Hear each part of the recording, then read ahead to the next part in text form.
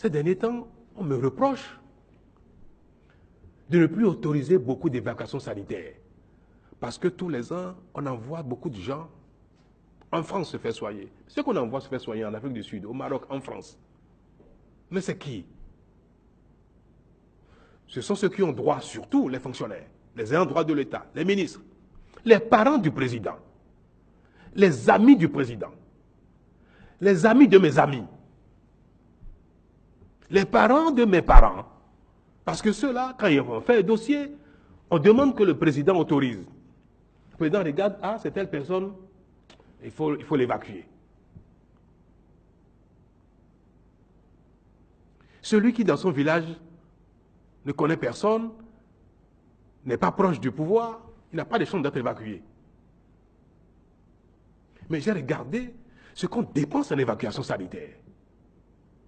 Des dizaines de milliards pour quelques personnes. Et j'ai dit, on va réformer aussi notre modèle d'évacuation sanitaire. Il faut qu'on fasse l'effort d'améliorer les soins de santé au Bénin. Pour que le plus grand nombre soit soigné au Bénin. Ceux qui ont l'argent eux-mêmes, ils vont aller en France, aux États-Unis, en Afrique du Sud. Mais notre argent, nous tous là, ça va servir à soigner le plus grand nombre. On va améliorer les soins de santé. Et il y a des gens, pour un défaut de 1000 francs CFA, vont mourir. Pendant ce temps, on dépense 20 millions, 40 millions, 50 millions, 100 millions de francs CFA parfois pour seulement soulager la douleur de certaines personnes qu'on envoie en France, aux États-Unis ou en Afrique du Sud, parce qu'ils ont une maladie qu'on ne peut plus guérir. Ils ont un cancer en phase terminale.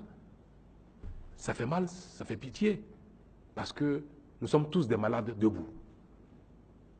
Mais dépenser 50 millions de francs CFA pour le plaisir d'envoyer une évacuation à un parent, alors que 50 millions peuvent soigner et sauver 1000, 2000 personnes. Comment on peut être devant de telles réalités et rester insensible? Quand on n'est pas concerné, on n'a pas vu, il n'y a pas de problème. On fait sa vie. Mais quand dans une fonction, et on voit ça, ça interpelle ma conscience. Ça me brise le cœur. Et dit, mon Dieu, merci de m'avoir donné la chance de faire quelque chose avant de te rejoindre. Et c'est pour ça que je suis en train de réformer, vous allez l'entendre si vous ne l'avez pas encore entendu, les évacuations sanitaires.